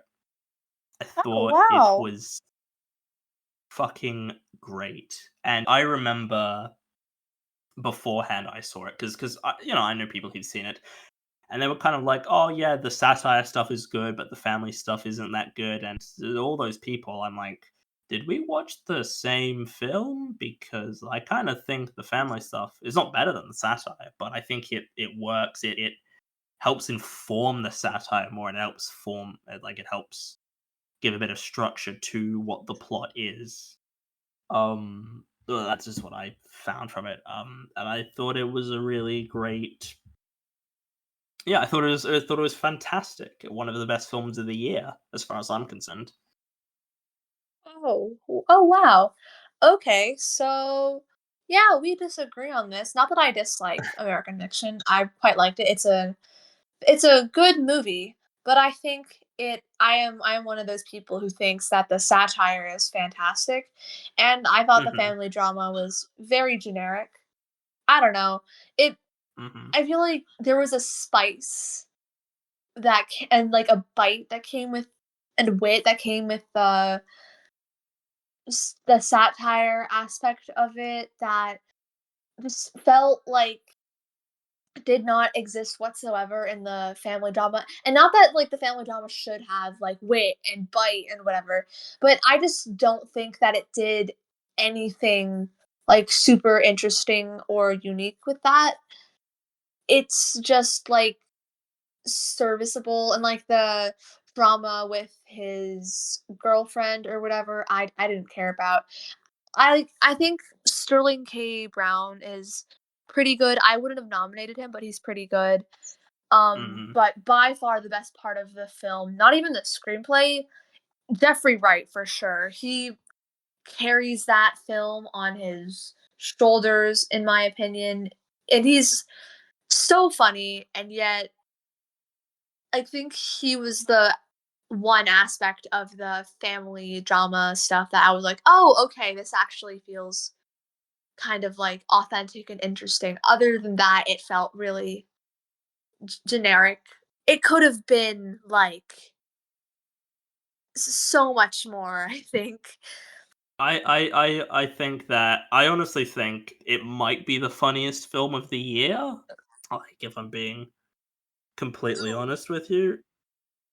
But I think, yeah, American Fiction. I had to. There were certain moments where I had to pause the movie because I was laughing too much. I'm like, I'm gonna miss. I think when there's the scene where Jeffrey Wright, he's in that restaurant and it's plantation annihilation. I was like, oh, that is that is so much funnier than it should be. And I had to like pause because I was like, I this is too funny. I thought like that is an amazing title. I thought, yeah, Jeffrey Wright. He's my favorite of the best actor category. I thought he was, yeah, very very great. I think he, again, he's not going to win, but I think he is an incredibly deserving win. I think that his performance, I think, really, I don't want to say he carries the film, but he definitely elevates the film even more so than it already is. And I think a lot of people, I don't want to say that a lot of people don't get, well, I don't know. Do I want to? I don't know if I want to say that people don't get this film because I think the family stuff does kind of is part of the satire and sort of about his, because he lives a whole point is like he's trying to write this novel about this his he's trying to write a novel, and you see it where films are sort of very much films about black people. It's often about bad things, about slavery and that kind of thing. And I think film really opens interesting conversations about that. And I think this is a film that there's a lot to discuss in terms of what it means and what it's saying and how you interpret certain elements of the film. And I think that's really good that you can watch a film and there's many different interpretations of it and you can have lots of different discussions about it as a film. I don't know. I just felt like the personal entertainment and enjoyment I got out of the film greatly decreased whenever we were focusing on the family subplot. I think it might be my favorite script of the year. You mentioned Sterling K. Brown, and like he's good. I definitely wouldn't nominate him, but after watching it, I'm like, oh, that's not actually a bad nomination. I liked the score. I thought the score was very nice. I thought the film was just a very, very. It was great. I really enjoyed a lot of what it was doing, a lot of what it was saying. How did you feel about the ending? Because I feel like that makes or breaks the film. Oh, I liked it. I thought it was pretty good. I wasn't like, oh my gosh, wow. But I thought it was good. I liked it. It was pretty good. I was like, okay, I see what you're doing here. I'm a fan. Thumbs up. And I like that they used some of it in the trailer. That made me Hmm. giggle. I've talked to a few people, and a lot of people seem to hate the ending, and I'm like, it's the best part of the movie. it's like what makes it as good as it is that ending. I think it is like a genuinely quite again, I found the whole film quite funny consistently and throughout. I think and I think that it was so much better than I thought it would be because before I had seen it, people were just like, "Nah, the family stuff is boring and bad, and the satire is very good." I was like, "Okay," and then I knew I saw that someone I follow on Letterboxd, he gave it a 9. I was like, "Oh, okay," and then I asked him about it, and he's like, Hmm. "Well, no, the family stuff does kind of inform plot, and it is actually kind of important." Yeah, I think that American Fiction's a very great film. It's my second favorite film of the nominees and my second favorite film of the year. Oh, So yeah, I think it's pretty good, and I give it a very strong 9 out of 10. all right. I think it's pretty solid. It's in. I think right. Hmm. Yeah, I'll give it an 8 out of 10. I think it's like a light 8 out of 10 for me, just because Hmm. like part of the film just doesn't super work, but the part of the film that does work, I really liked. I had a lovely time with it. Yeah. Now down to the last three, and we've Right. got Barbie. Do you so Okay. So my thing with Barbie, I seems like an eon ago, but I was talking about how there are films that you just wanted it to be a different film and you can't really be mhm, angry at it for that. That this was Barbie for me. I just I was really excited for Barbie, and mhm, I think I wanted it to be more to affect me more than it actually did. Like I thought it was gonna be like I absolutely adore Lady Bird. That's one of my favorite films ever. And I was really hoping to get like something that was both really fun and also really emotionally resonant for me. And I didn't really feel either with Barbie. I was a bit let down.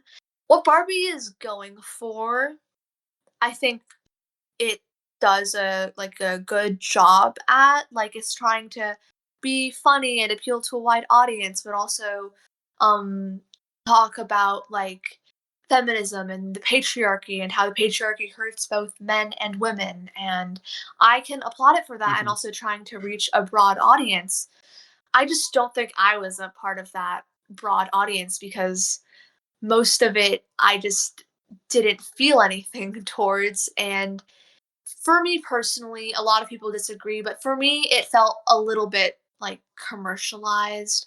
There was like mm, I actively hate the any Mattel section. I think it's just really really stupid, and I think they kind of there was an opportunity to like do something interesting with that. No, they just take like really easy cheap shots at it, like, oh haha, they're out of touch silly old men, and that's like okay, but that's not really the problem people have with like Mattel and Barbie and whatever. And there's a little girl who's complaining about Barbie and how it's like unhealth and how the unhealthy beauty standards are and whatever.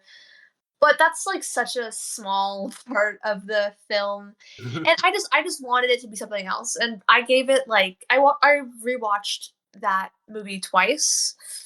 And mhm, it's just not a movie that clicks with me. I don't mhm. feel anything really towards Barbie. It's like it's fine. And I think that's a fair point. I can understand the complaint that it feels disingenuous. But I do think it's a bit overrated, I will say.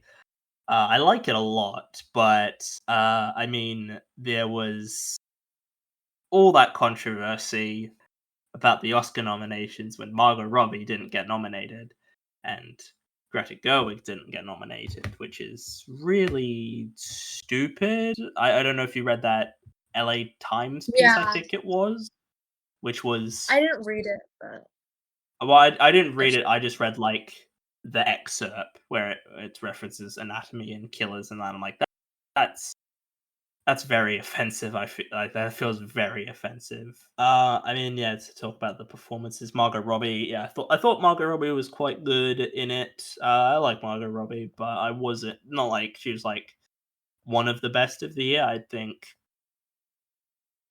that there are at least three more deserving performances that I would definitely take over. I definitely take Hula. I definitely take Emma Stone, and I definitely take Natalie Portman over her as well. Actually, Ryan Gosling, the standout, and it's weird that people are like, "Why is Ryan Gosling nominated?" And I'm like, all the reviews I saw when it was like first coming out were all praising Gosling and labeling him as the standout who steals the show. And I'm like, yeah, I thought he was great in it. I thought he's Mm. very good in it.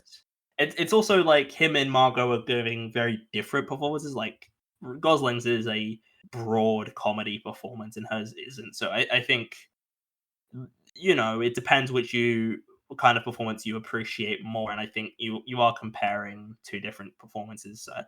But I think Ryan Gosling is a very deserving nomination. I think I only prefer Mark Ruffalo to him, but I think supporting actor is a pretty strong category this year. Then there was also America Ferrera was nominated. I don't think that's a particularly worthy nomination. Neither do I. And look, the film. I understand the film isn't trying to be like the most subtle film ever, and that's fine. Like I totally understand that, but I think there is a line, and I think the film does kind of cross that line a bit, where it's like spelling it out. It's just like, okay, I get it. Like I thought, like a lot of the sort of satirical moments and the little jabs, I thought those are good. I like those, and then just having a monologue, just explaining it to me. It's like, okay, I've gotten the point. I think it's just not.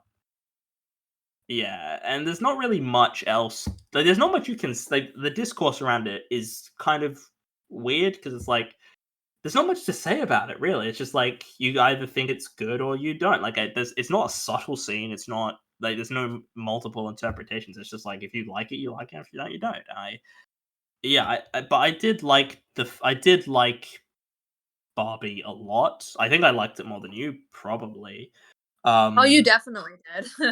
I but I find that it's. I will say when they're in the real world, I don't dislike it as much as other people, but it's kind of not as good. Like the stuff in Barbie Land, I think is really great, and then the stuff outside of Barbie Land, less so. Yeah, I would agree there.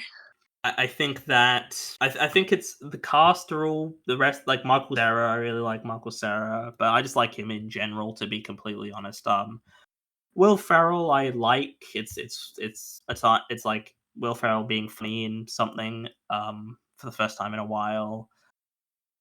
All Oh, the other yeah, no, I Barbies would and I would not agree Kens, there. the other Barbies and Kens I like, but I think the film it's good. Highest grossing film of the year. Yeah, I just think I just think and yeah, I didn't think every joke landed, and I don't. Yeah, the ending just was a bit like, okay, and I think like there's an argument that it's not necessarily made for me, but I don't necessarily means I don't think that doesn't mean I can't critique it. I don't know. I think the that whole idea of like only certain people can critique this film, I think, is kind of a bit reductive. I think in terms of film discussion and the like. I think it's fair to like share your opinions and whatnot, and yeah, like just because perhaps you may not like just because you're not a woman doesn't mean you can't have opinions on Barbie. Yeah, I give Barbie an 8 out of 10, a very solid 8 out of 10. I think it's yeah, I like it. Yeah, I would give Barbie a 7 out of 10. I like it. I just have a lot of issues with it. Now we move on to the second last film, Past Lives. What? I This is my least favorite of this year's nominees. It's it's not. I don't think it's good. I don't think it's good at all. It's not. It it premiered, at the Sundance. Immediately met with rave reviews, like 10 out of 10, best of the decade type thing. And I honestly, whenever I see a new film gets labeled with that, I'm like, okay, it's probably not that good. I usually end up thinking they're okay, but this one I do not care for at all. I think it's incredibly derivative, very poorly written, not particularly strong acting, and I think it is a terrible nomination for Best Picture because it's not deserving. I went into Past Lives really wanting to love it. I am partially Korean, so I have to support my brethren and whatever. But and it was like a romance sort of, but bittersweet. And I'm like, Mm, oh, this sounds like something right up my alley. And it took mhm, me like an hour after I saw the movie for me to realize that I didn't really like it that much. I didn't really connect with what was going on. I wasn't very invested in either relationship. I don't think that either had like the necessary chemistry or like the necessary interesting writing for me to be like blown away, I guess. I know that this has like affected a lot of people. I don't know. I haven't ever been like in love or whatever. So maybe if once I become emotionally mature, maybe I will actually rewatch Past Lives and I'll be like, "Oh my goodness, best film of all time."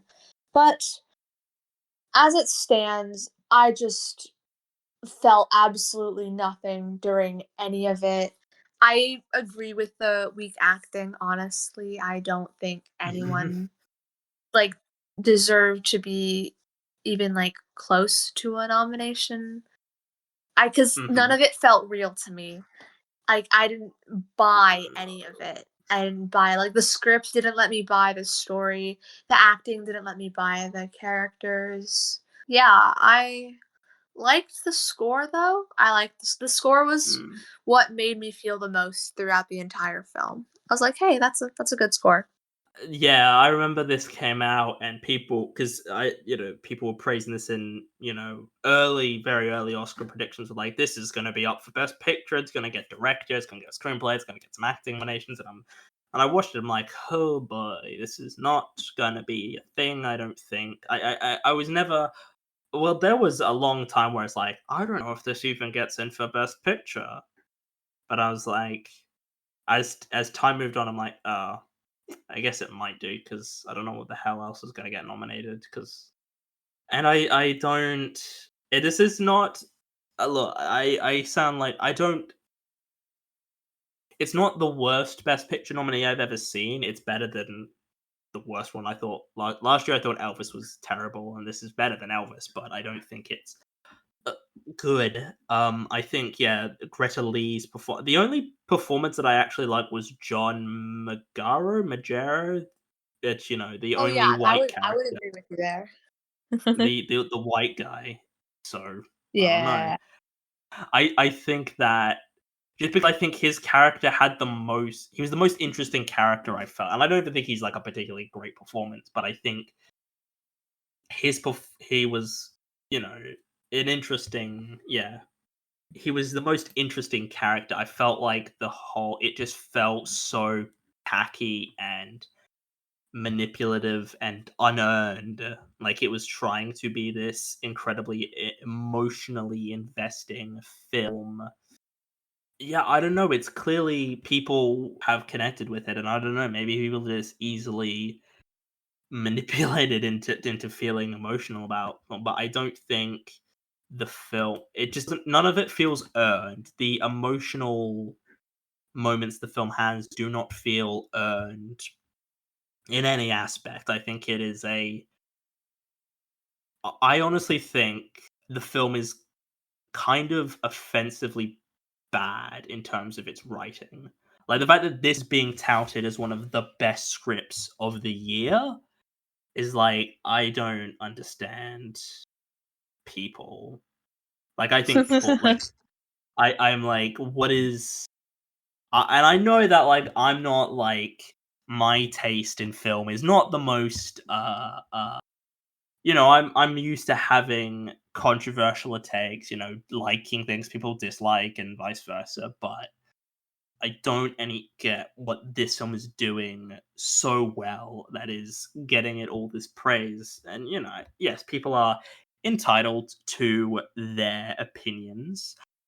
Yeah, it was not great. I thought just it didn't feel it felt like it felt so self-important and like it was this poignant emotional film. And just watching it, it's like it's not. It's really not. And I hate films that think they're so much deeper than they are because it's not that deep. It's not a particularly deep film at all. It's a very like it just doesn't do anything for me. It doesn't I don't think it works on an emotional level. I think that it isn't adding anything really. I do want I kind of want to rewatch it just to see if there's something I missed that most people didn't miss because like when I was watching the Golden Globes, they played some clips of past lives and I was like, "Oh, I like those clips."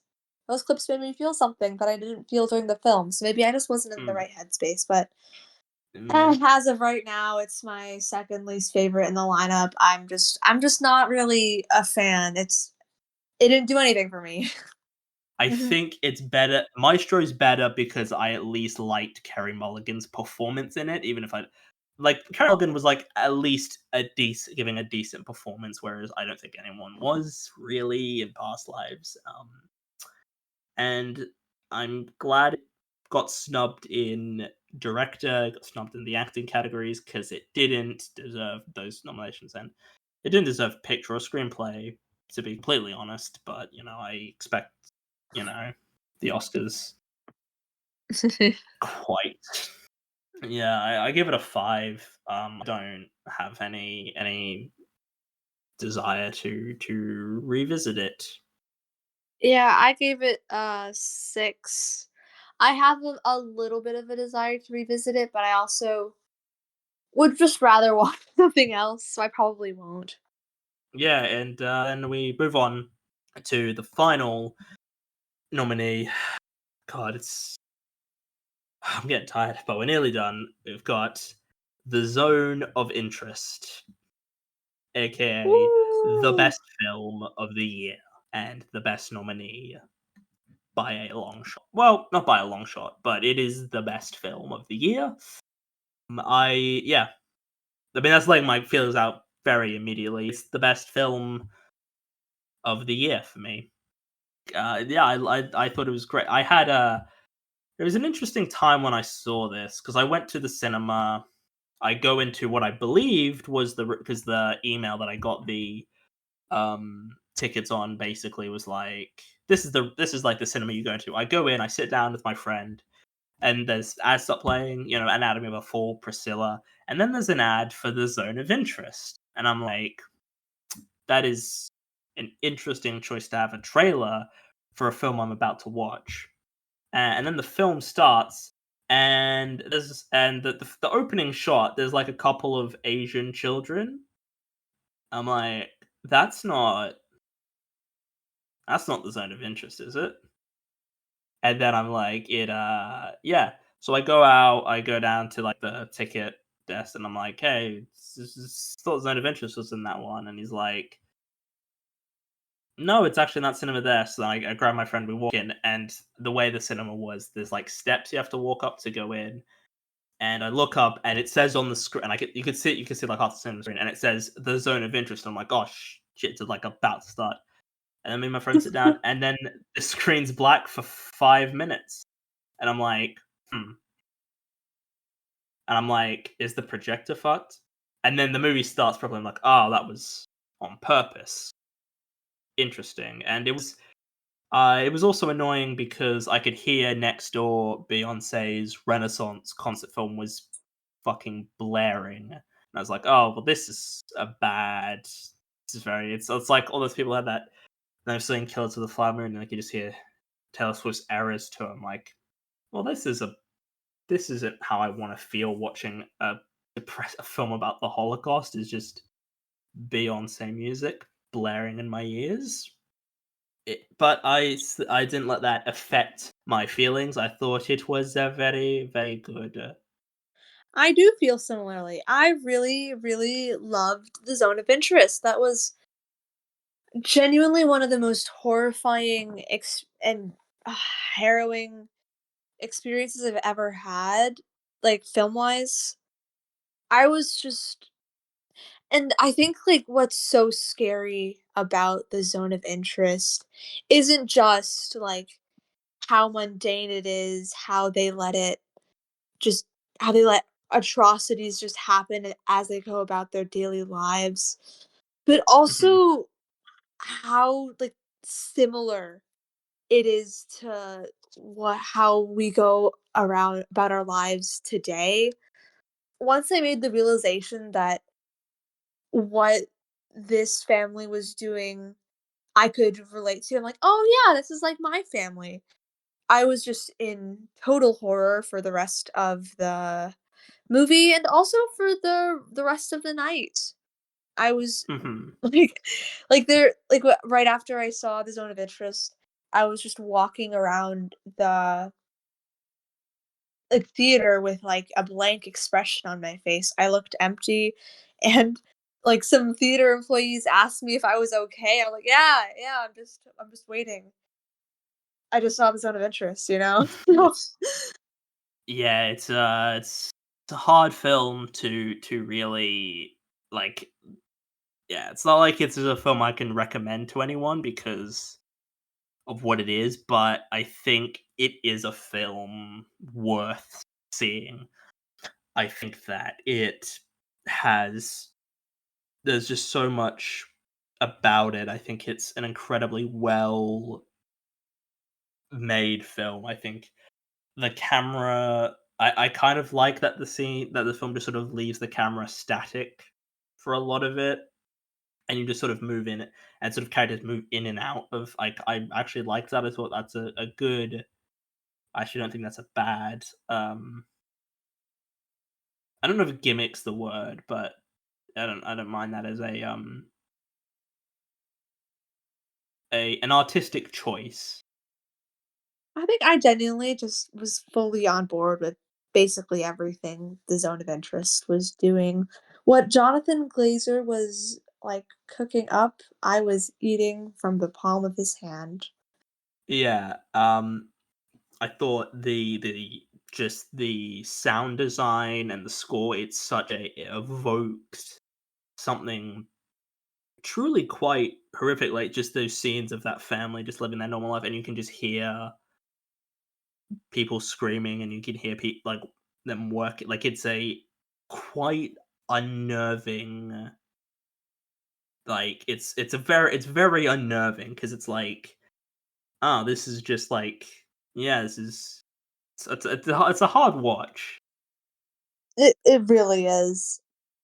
That like, it's just such a hard film to, I described The Zone of Interest to my mom, and then and she was like, "Oh, wow. That sounds really fascinating and something I absolutely do not want to watch." And, like, for general audiences, it's really hard to sell it, and even if you do, honestly, I would feel, like, a little bit bad because you still don't really know what you're getting yourself into until you actually see it, but I think if you Mhm. take the time, you take the energy to go out and watch and try and watch something that's going to be an absolutely horrific time, Mhm. you will be, like, greatly rewarded for it. It's absolutely one of the best films of the year. I think Jonathan Glazer does the best has the best direction of the year.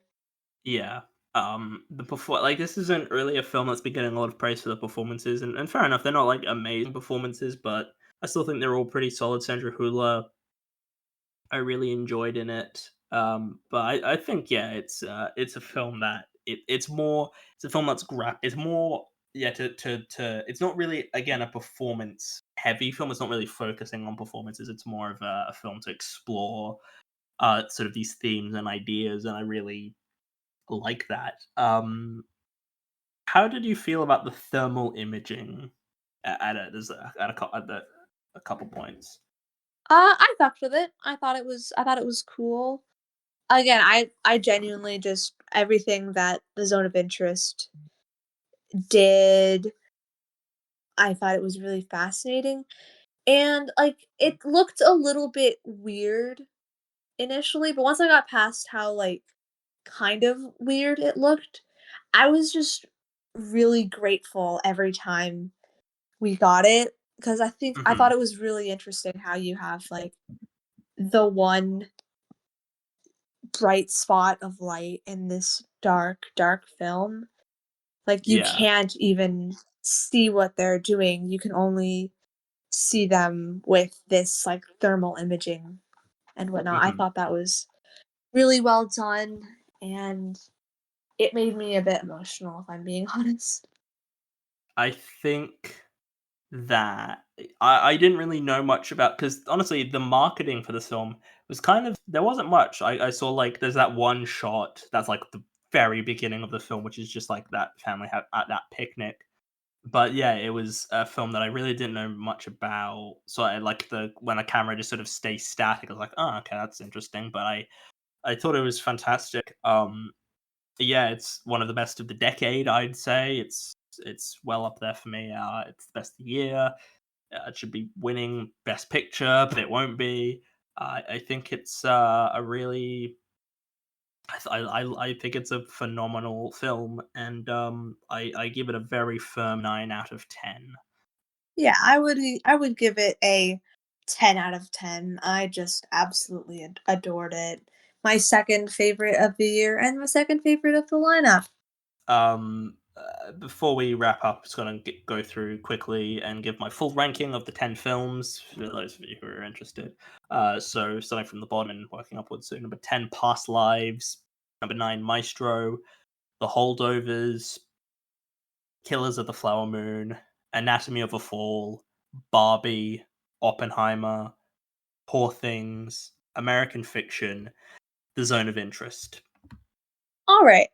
I think I would go Maestro, Past Lives, Barbie, Whew. Killers of the Flower Moon, American Fiction, and the top 5 I absolutely adore. Anatomy of a Fall, The Holdovers, Oppenheimer, Zone of Interest, and Poor Things. Where's the best? Yeah. So yeah, that's our feeling on the best picture nominees. Are there any categories? I mean, because we've basically talked about most of these categories already. Because a lot of these, there's a lot of crossover between the Oscars, the Best Picture 10, and most of these other categories. Like we talked about all the directors. Um, I'd probably pick Jonathan Glazer of the five as my favorite. But I would as Yorgos well. and Nolan are all great, and Trier is pretty good. Scorsese, less so, but still. Best actor. I'm happy with three of these. I've not seen Coleman Domingo in Rustin, but I would take out Domingo and Cooper, and I'd put in Andrew Scott. Would definitely should have been a nominee for best actor like quite easily, and I would have nominated Barry Keoghan in there, which because Saltburn's great.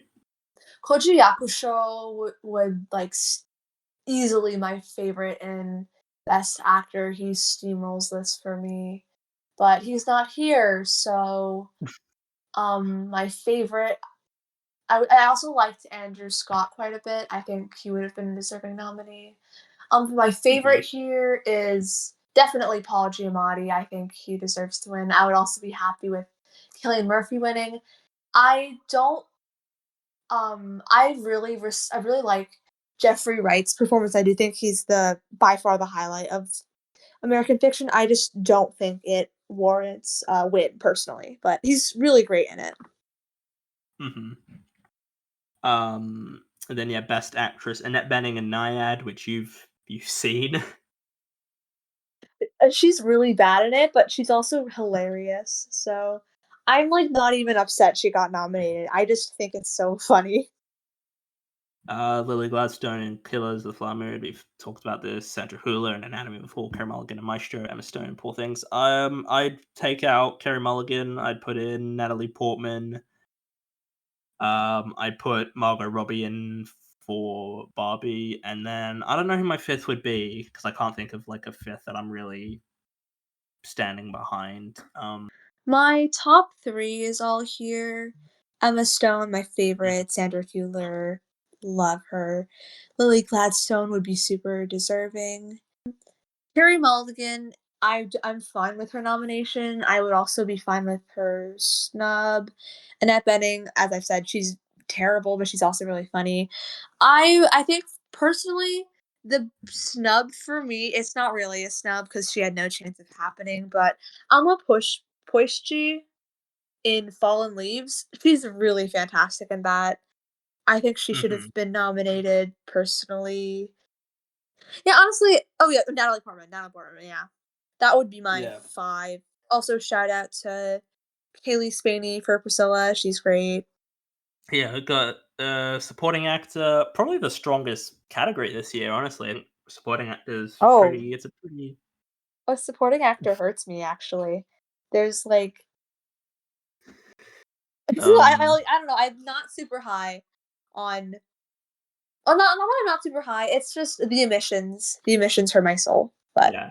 I mean, I would have nominated three of these. I would have nominated Downey, Gosling, and Ruffalo. I I'm trying to see who I'm sorry, mate. I would have nominated Glenn Howerton and Blackberry. And Swan, Arlid, and Anatomy of a Fall. That would have been my five.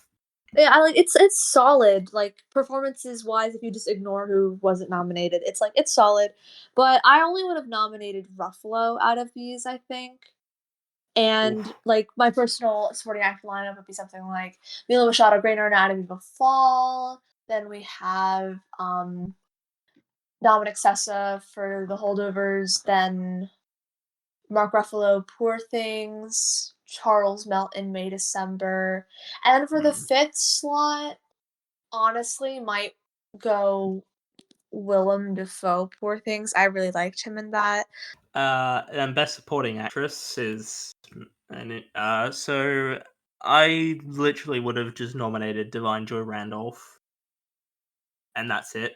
I haven't seen Color Purple or Naiad, but Emily Blunt I wouldn't have nominated, and I definitely would not have nominated America Ferrera. I think for me it would have been Rosamund Pike in Saltburn, Claire Foy in All of Her Strangers, Alison Oliver in Saltburn, Divine Joy Randolph in Holdovers, and probably Julianne Moore in May December, possibly Sandra Hüller in the Zone of Interest. Yeah, Divine Joy Randolph. She just, in my opinion, she wins this in a cakewalk as she should. She's fantastic.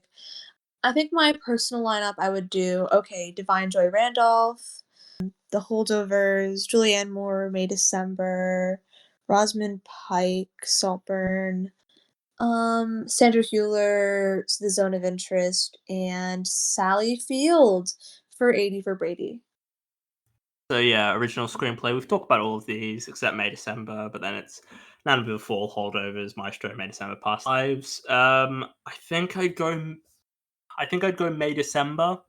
Yeah, I'm glad that this race is between like the holdovers and Anatomy of a Fall at this point. Even though it's probably just gonna be Anatomy of a Fall. Holdovers is my personal pick, but I love both films. I love both of their screenplays, and May December is also great. I'm not a fan of the screenplays of Past Lives and Maestro, but I mean, No. hey, what else could they have done? I think I would like maybe nominate Bottoms and Perfect Days. Monster. I think Monster is the quote unquote snub here. It had no chance, but that screenplay is fucking immaculate. That's my personal winner in screenplay. Jesus fucking Christ. That movie's so good. If you haven't seen Monster, go watch it. Be I prepared to haven't seen it. cry. That you shame on you, but Monster's so fucking good. Oh my lord. And then adapted screenplay: American Fiction, Barbie, Oppenheimer, Poor Things, Zone of Interest. Kind of glad Killers got snubbed because it's not deserving, I would argue. And I mean, Yeah. I touted American Fiction as possibly my favorite script of the year, so I'm gonna go American Fiction. I'm Poor Things is my favorite movie of the year, so I'm gonna go Poor Things.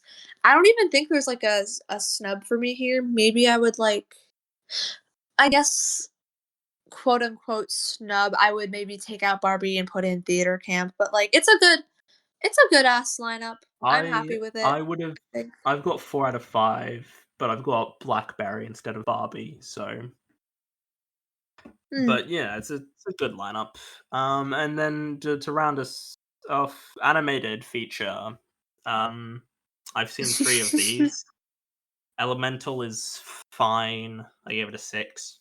Robot Dreams I watched last night. Thought it was really great. Give it an 8. Spider-Man Across the Spider-Verse is overrated as fuck, and it's a 7. So it's I cannot overstate how overrated Across the Spider-Verse is to me. Well, okay, honestly, I object to this being considered a major category because I think animated films are for babies and it's literally the least important category of all time. However, I have seen all 5 nominees if I'm not mistaken. Elemental is cute, but literally nothing else. 6 out of 10. The Boy and the Heron, it's another one where I really appreciate what it's trying to do. I think it's technically astonishing. I think the animation is glorious and Hayao Miyazaki's direction is phenomenal, but I just didn't really connect with the story at all.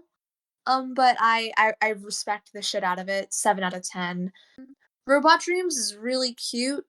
I quite liked it, even though I feel like at some points I was like, okay, I don't know if this part is necessary, but it was cute Yeah. and I liked I it. felt like But yeah, I felt like it could have been a short film and it would have been like yeah. even better, but I still thought it was pretty solid, pretty enjoyable.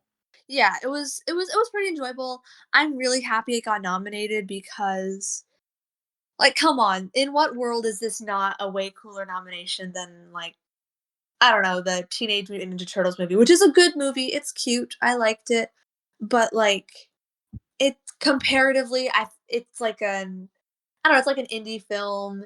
It's not based on like an IP. It's just a movie about a dog and a robot, and I think it's really cute. 8 out of 10.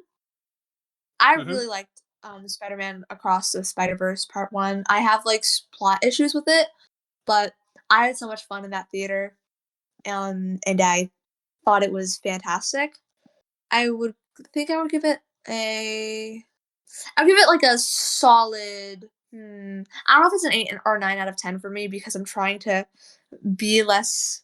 Fuck, it's a 9 out of 10 for me. I really liked it. I had a blast with it, and however, it's not my favorite in this category. My favorite is Nimona.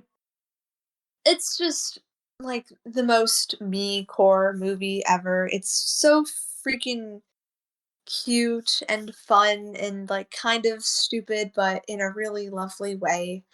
And hey, Mhm. it's got queer representation. We simply love to see it. And Mhm. I was just completely won over by it. 9 out of 10. I really love Nimona. And yeah, that is the Oscars 2024. This is a very long recording, and I presume this episode when it goes out will be quite uh long. I hope you have enjoyed listening. Amy, thank you for joining me for this week's episode. Anytime. I had And a you'll blast. be, yeah, and she will be back at some point. Yeah, anything you want to plug? Or I mean, you plugged things last time, but I don't know if there's anything you want to plug again. You can find me on Serialized and Letterboxd by Little Lucky. The Midnight Critics Circle is pretty cool. Yeah, thank you for listening to this week's episode. I hope you enjoyed it, because last week's is probably going to be a bit of a shorter one. But this makes up for it because it's so much longer. Yeah, Amy, thank you for joining me. Listen, we did an episode on The Favorite a couple months ago, and that was also good, I felt. But yeah, that's pretty much all. So yeah, thank you all for listening, and I'll see you all in the next one. Goodbye.